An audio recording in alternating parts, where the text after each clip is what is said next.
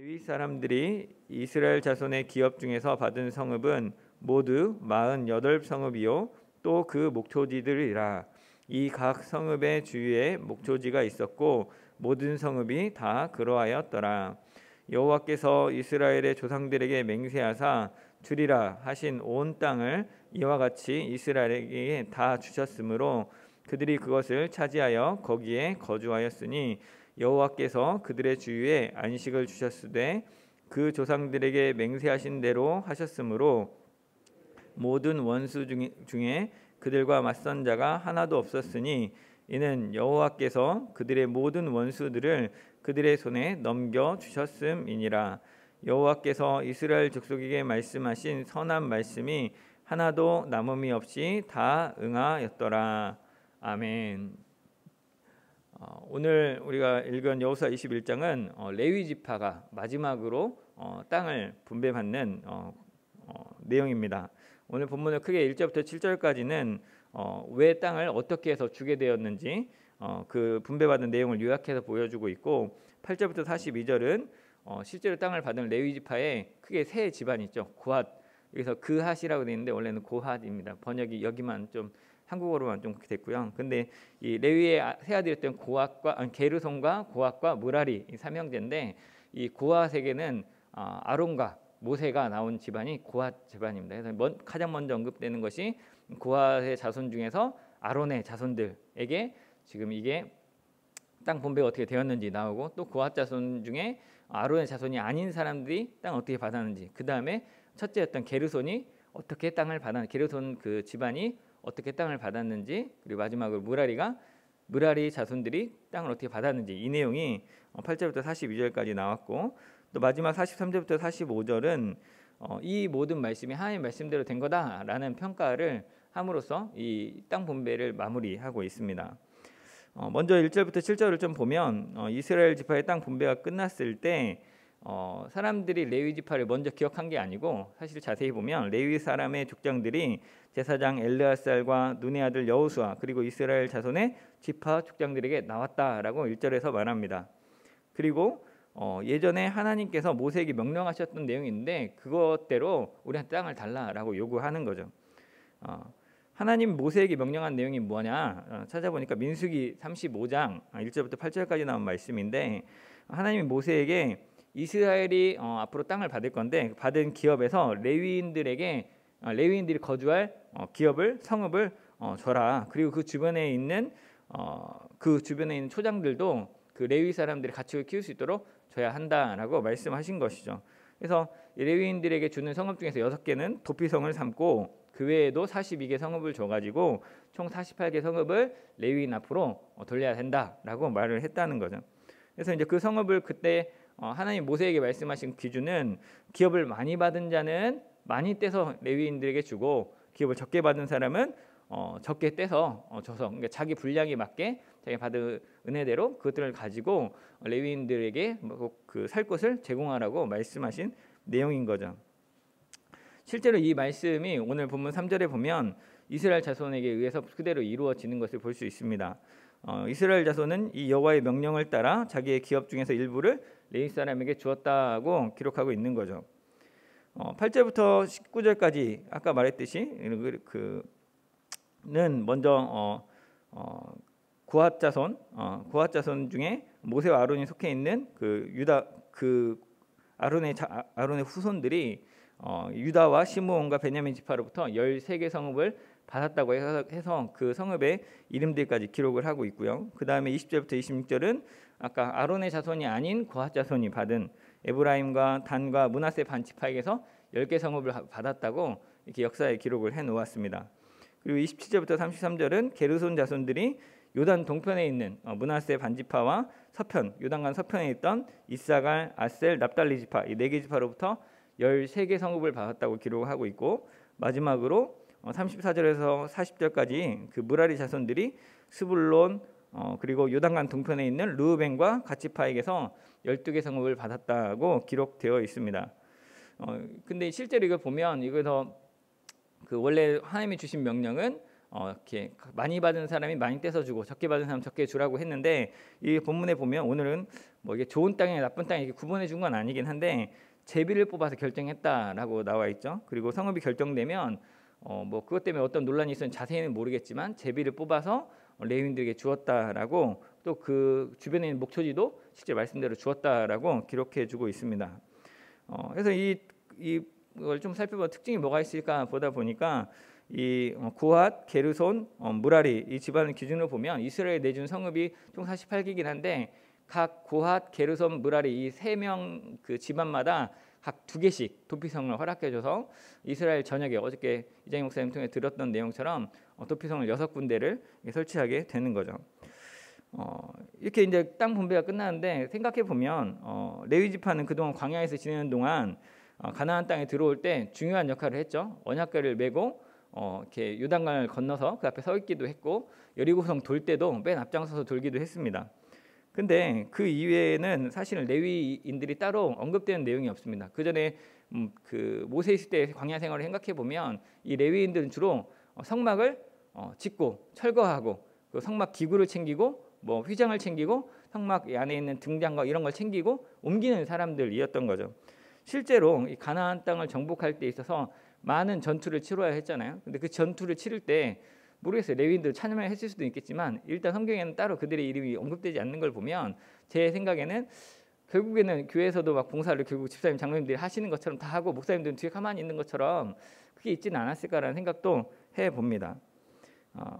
그래서 그렇게 생각을 해보면 사실 땅 분배가 이루어질 때 맨 처음에 유다 지파부터 이렇게 받았잖아요. 한 명씩 받을 때마다 이 말씀을 가지고 와서 이게 유다 지파 받았으니까 빨리 어서 제비 뽑아서 우리 거 달라고 할 수도 있는데 그렇게 하는 내용이 안 나오죠. 지금 12지파 분배가 다 끝나고 도피성까지 얘기가 끝난 다음에 지금 오늘 레위 지파에게 주는 내용이 마지막으로 나와 있잖아요.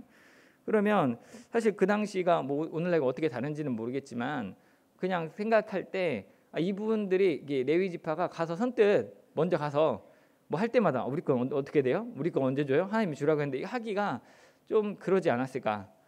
이게 그들이 안 한 건지 못한 건지 모르겠지만 근데 분명한 것은 오늘 보면 1절에 와서 보니까 땅 분배가 다 끝나고 마지막으로 레위 사람의 족장들이 찾아가서 땅을 달라고 했다는 거죠. 물론 달라고 안 했어도 줬을 수도 있겠지만 이 사람이 달라고 그랬고 이 사람들이 줬다는 거죠. 이 내용을 가지고 또 어떤 분들은 거봐라 이렇게 성경이 이 공평하게 살아가는 또 이제 값없이 연약한 자를 돌보는 뭐 이런 거를 그 성경에서 보여주고 있다. 이런 나를 추구하고 있다. 이렇게 이야기합니다. 그래서 뭐 성경을 근거로 사회복지도 시작을 했고 성경을 근거로 어떤 의료나 구제 활동도 시작을 한 건 맞습니다. 그래서 그런 것들의 근거 본문으로 성경을 이해할 수도 있습니다. 하지만 오늘 이 레위 지파가 요구했고 또 그다음에 이스라엘 백성이 그 레위 지파 요구대로 땅을 준 것은 어떤 사회적 평등이나 어떤 사회적 정의를 실현하기 위한 내용이라기보다는 그 당시에 그 사람들은 감히 생각할 수도 없었겠지만 하나님 나라의 이상이 어떠한지를 보여주는 하나님 말씀에 근거한 요구였고 하나님 말씀에 근거한 순종이었다고 이해해야 된다고 생각을 합니다. 물론 성경이 그려내는 가치는 우리 사회가 지금도 뭐 21세기가 된 지금도 추구하는 어떤 사회적 이상, 이렇게 모든 사람이 공평해야 된다, 평등해야 된다, 자유로워야 된다, 사랑해야 된다 이런 가치들이 있잖아요. 근데 그런 가치들을 추구하는 것보다 사실 성경에서 말하고 있는 게 훨씬 더 초월적이고 그 위에 있는 거죠. 더 근본적으로 이 세상에서는 뭐 우리나라가 뭐 세계 OECD 국가 중에서 몇 등을 하기 위해서 더 해야 된다라고 얘기하지만 그런 목표가 아니고 사람이 하나님의 형상으로 지음 받았다.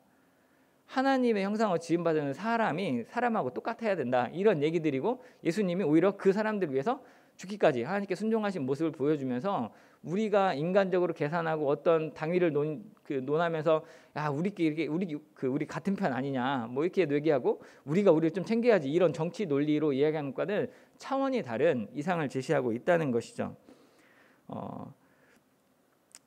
그래서 사실 우리가 세상에 고민하고 있는 사회복지나 평등이나 정의를 성경이 모두 포함하고 있지만 그렇다고 사회복지나 어떤 평등이나 정의 어떤 특별한 것이 성경에 추구하는 가치로 삼았다는 것은 이렇게 성경에서 추구하는 그 가치와 동일시하는 건 좀 다른 문제라는 얘기를 하고 싶은 거죠. 우리 21장을 통해서 보여준 약속의 땅, 가나안 땅에서 이루어지는 이스라엘 정착 과정은 사실 보여주고자 하는 것은 어떤 기적이 있다, 우리가 정말 세다 이런 게 아니고 하나님이 왕 되신 나라가 어떻게 이루어지는지를 보여주는 하나의 이상인 것이죠. 하나님이 있든 없든 모든 사람이 공평하게 다 잘 살면 그게 하나님 나라가 아닌 겁니다. 그건 사람들이 말할 때 좋은 호텔 가가지고 야 천국 같다 라고 이야기하지만 사실 진짜 천국에는 하나님이 계셔야 천국인 거죠. 주 예수와 동행하면 그 어디나 하늘나라인 거죠. 실제로 뭐 전 세계 역사 또 우리나라 발전사에서도 보면 기독교가 가져온 기여는 이루 말할 수가 없죠. 그래서 기독교가 만들었던 정치, 경제, 사회, 문화, 교육, 예술 그 많은 다양한 분야에서 하나님 때문에 시작한 하나님의 영광을 위해서 시작했던 그 초창기 사람들의 그 일들이 어느 정도 발전하고 나면 이후에는 이 종교적으로 편향되면 안 된다는 이유로 하나님의 이름을 지읍니다. 그래서 원래 학교도 하나님의 영광을 위해 시작했고, 병원도 하나님의 영광을 위해 시작했고, 찬양도 하나님의 영광을 위해서, 건축도 하나님의 영광을 위해서 시작했는데 거기서 하나님의 이름을 지워버리는 거죠. 그러고 나서 이제 그 하나님 빠진 어떤 좋은 상태의 어떤 의료 체계, 어떤 교육 이론 이런 것들만 마치 우리가 해야 될 것처럼, 그래야 그게 공정한 것처럼 이야기하기 시작했다는 거죠. 하나님 없이 어떤 이론이나 제도로만 뽑아내서 인간들의 유토피아를 만들려고 한 것이라는 거죠. 그래서 제가 볼 때는 이제 여기서 문제가 생기는 것 같은데, 우리 매일 신문과 방송에서 또 이런 문제가 있을까 했고 또 어떤 제도를 만들고 막 법을 만들고, 근데 또 그거에 대해 또 허점이 있다고 또 그걸 보완하는 또 제도를 만들고, 마치 구약 율법을 보완하기 위해서 막 율법들이 막 많아졌던 것처럼 그걸 지금 반복하고 있는 게 아닌가라는 좀 생각도 듭니다. 우리가 이 자리에 계신 분들 정말 다 하나님 나라를 꿈꾸는 줄 압니다. 근데 우리가 꿈꾸고 바라는 하나님 나라는 그 기준이 하나님이라는 거죠. 오늘 말씀처럼 하나님의 말씀이 여호와께서 모세에게 하신 말씀이 레위 지파가 가서 우리한테 땅 주십시오라고 요구하는 이유라는 거죠. 꼭 그 땅을 가려고 요단강을 건너고 여리고성 돌고 적군을 두려워하지 않고 강하게 담대하게 나간 것이 내가 어떤 땅을 얻으려는 게 아니고 하나님 말씀이기 때문에 그걸 붙들고 그렇게 했다는 거죠.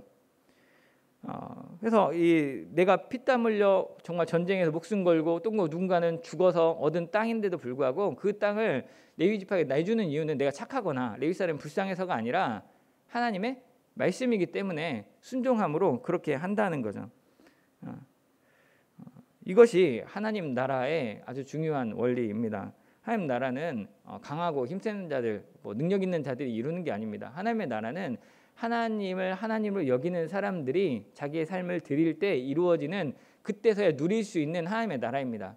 하나님의 나라는 우리가 다 거부한다고 이게 망가지는 나라가 아닙니다. 어떤 정권 물러가라 한다고 해서 물러가는 나라가 아닙니다. 하지만 하나님 지극히 작은 자라도 하나님을 나의 아버지라 부르고 하나님을 나의 왕이라 고백하고 살아간다면 그 어디나 하나님 나라됨을 경험할 수 있다는 것이죠. 실제로 땅 분배가 끝난 다음에 43절부터 45절까지 요약을 보면 이렇게 이야기합니다. 여호와께서 이스라엘의 조상들에게 맹세하사 주리라 하신 온 땅을 이와 같이 이스라엘에게 다 주셨으므로 그들이 그것을 차지하여 거기에 거주하였다. 43절에 이야기하는 거죠.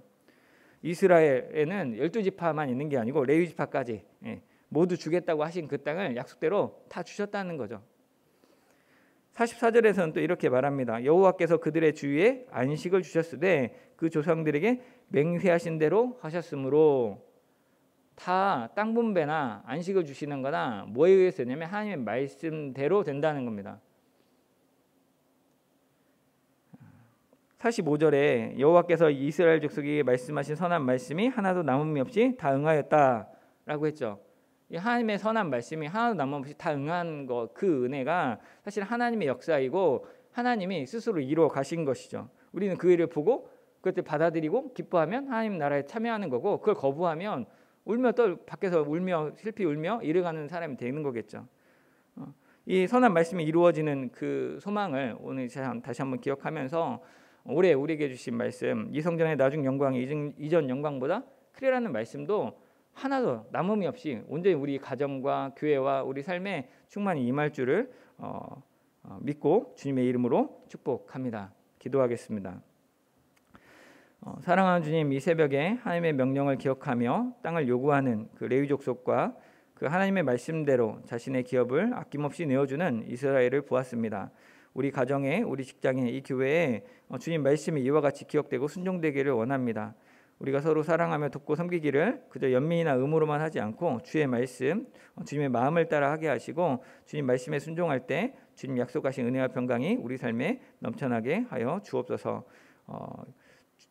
여호와께서 이스라엘 족속에게 말씀하신 선한 말씀이 하나도 남음이 없이 다 응하였던 것처럼 오늘 우리에게도 남음이 없이 다 응하게 하여 주옵소서. 주님 사랑합니다. 예수님의 이름으로 기도드립니다. 아멘.